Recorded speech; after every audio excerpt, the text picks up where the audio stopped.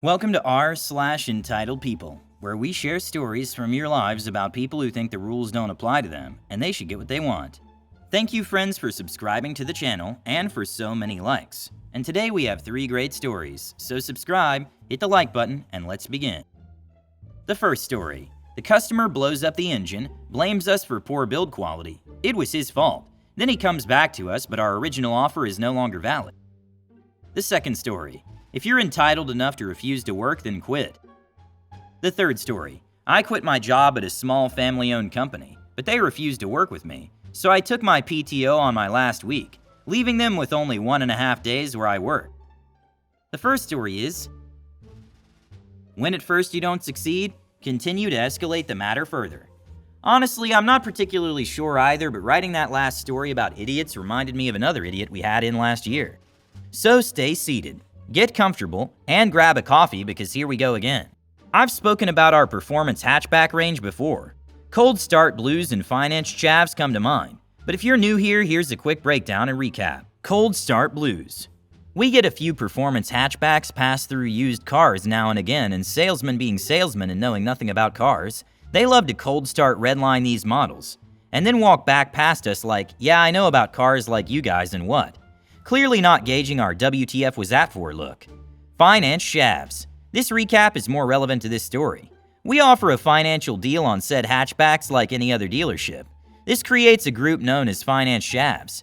These people, like the salesman, know near nothing about cars, so also like the salesman like to cold start redline their engines, overall treat their vehicles like SH and ruin them, then return to us with warranty claims for failed parts and proceed to slag us off as a manufacturer for making crap cars. This got so bad we now have a list of failure points on the wall, and if the vehicle in question has any number of these, the customer gets a nice big stamp saying driver abuse, aka we're not paying. Maybe now you'll stop driving like a T? Unlike the salesman though, as well as abusing these vehicles, they're also renowned for fitting multiple tasteful modifications to their vehicles. Modifications that make your car pop and bang at the cost of chewing up the board to the point of zero compression. And this is where our story begins. Performance hatchback with the above tasteful mods rolls into our car park. I say rolls because it was a non-start and rolled off the trailer. Customer shortly follows suit onto our front desk. As most of you decent humans here will know, talk SH, get SH. This customer arrives on the warpath. His case is built. He's getting his new engine no matter what it takes. From the moment he's engaged, he kicks off that the build quality of this vehicle is appalling.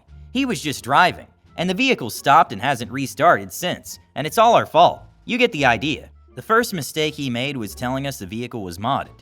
Now don't get us wrong, we're not anti-fun. We have an authorized tuner who allows the upholding of warranty. Or if we can see a good job has been done, we're more lenient with the final decision on who's paying how much our contribution is to the final repair. I think you can guess which category this falls under. But if you do need hints, here's some. Induction kit was incorrectly fitted and rubbing in several places. Heat shield for said kit was kinda just hovering there attached at a single point. Alloy crossover again floating due to incorrect fitment. Silicone connectors just the cheapest available and again poorly fitted, crushed, and rubbing. I'd say you can guess the decision, but you probably couldn't. D-Head, referenced in previous stories, was in charge at the time, and for some strange reason against all advice offered him a 50% split. I.e. we pay 50%, he pays 50% as a sign of goodwill, and ignoring his poor modifications.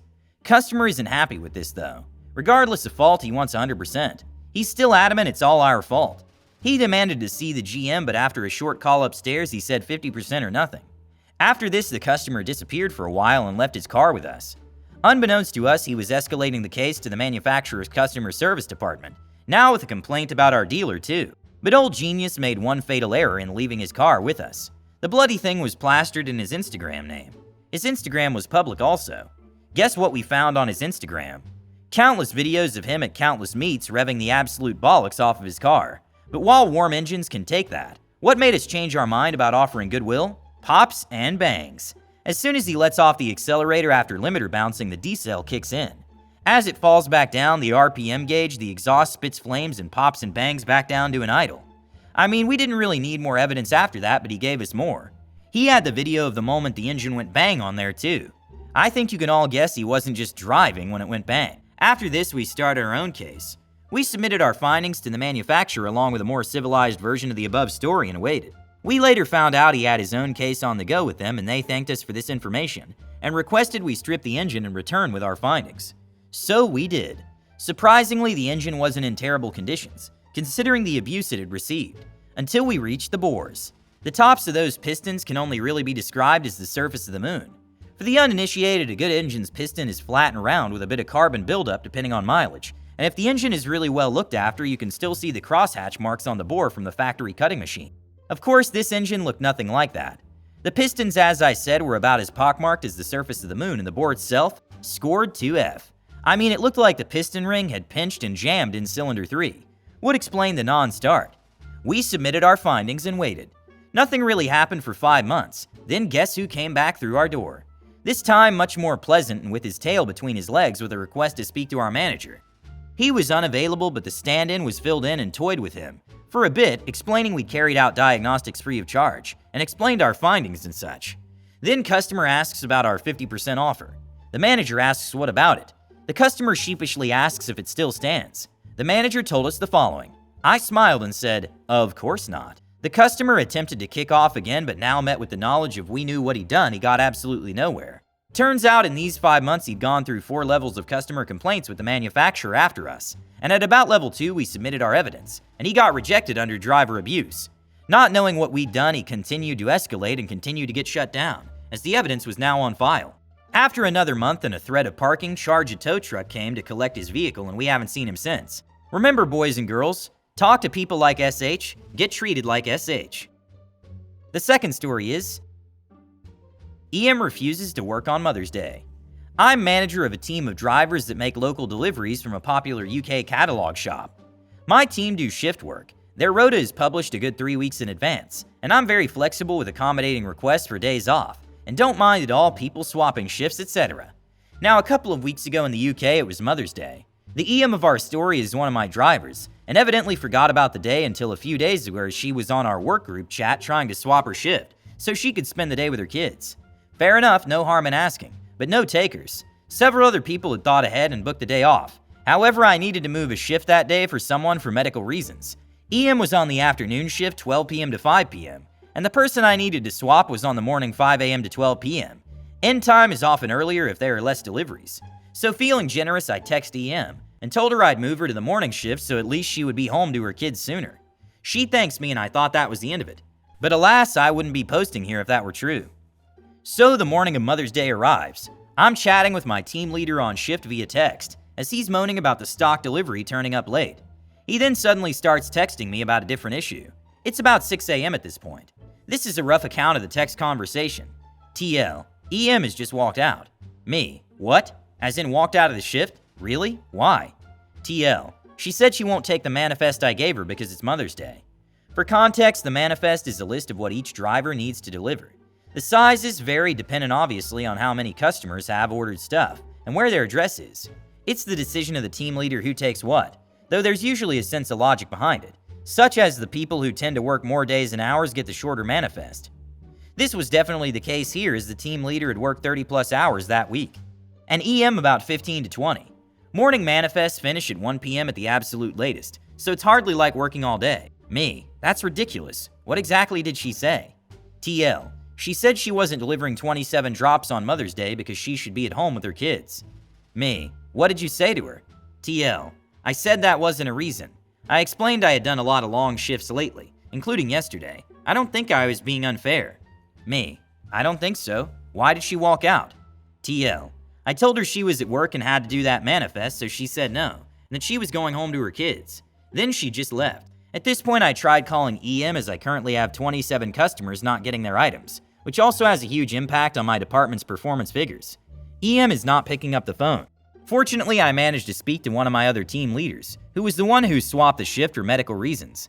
I texted him to tell him what happened, and he immediately said he would come in. I later found out that the medical reasons, when he requested it off, he politely said he didn't really want to go into details, was that he was facing a possible cancer diagnosis. Another driver who was doing in-store work that day also offered to step in, despite not having any of her driving gear with her, and between them they got all the customer orders delivered. EM did not return to the store that day. She later emailed myself as the store manager to tell us about how unfair the team leader had treated her, and basically saying that she had no choice but to walk out. EM was then booked for 2 weeks holiday following this, but I had prepared an investigation meeting, which would lead to a disciplinary upon her return. The holiday booked was actually so she could train for another job, which I had been kind enough to accommodate. She said she would still want to work with us and do both jobs. She has since then texted me saying she needs a further 6 weeks off. I told her there's absolutely no way in which I could allow someone 8 weeks of absence, so she responded with this: EM, I don't know what to do then. The only other option would be to resign, and I really don't want to do that. She didn't seem to be grasping at all that she was in trouble and likely getting fired anyway. Me, well, it's up to you, but I can't give you 8 weeks off. EM resigned. No one is really that bothered. And the last story is quitting but giving the company enough time to find someone to replace me. But they refused to work with me. Like the title says, I was working at a small family-owned company. They will be referred to as FOC, in West Michigan, and I was miserable there and decided I had enough. Within a month, I had found a new job I was interested in and was ready to put in my notice and to let the company know that I was no longer going to be working for them. I had about 2 weeks before I was going to start my new job, but I wanted a couple days off beforehand to relax and decompress from my old job at FOC. I went to my supervisor and told her that I had some PTO that I wanted to take before I left. So what I would do is work a week and then I would use the next week for my PTO. She denied me, telling me that since my resignation letter had a specific date, I would not be able to take that PTO after that. I had told her that I could just go home and adjust the date to work with their schedule. Just to clarify, my resignation date was February 15th, 2019, and my start date at the new job was the February 25th. I wanted to take the week of the 18th off and use the residual PTO I had during the week, but I was willing to work the week of February 11th. She refused and told me that I would have to take the PTO before my resignation date, or I would lose that PTO. I didn't care so much about helping out FOC, as they had repeatedly screwed over their employees, including me in the past. But I love my coworkers and I didn't want to leave them in their lurch, so I wanted to make my time available.